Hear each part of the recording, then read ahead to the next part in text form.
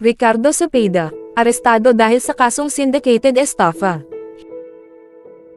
Himas rehas ngayon sa kulungan ng veteran actor na si Ricardo Cepeda, matapos arestuhin ng mga pulis dahil sa kasong syndicated estafa.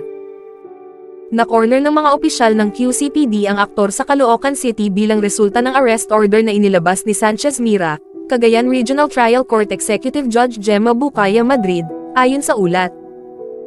Matapos makatanggap ng tip ang pulisya tungkol sa kinaroroonan ng aktor bandang alas 11 ng umaga. Natagpuan si Ricardo o Richard Cesar Go sa totoong buhay, sa isang restaurant sa number 101A Mabini Street, Maypaho, Caloocan.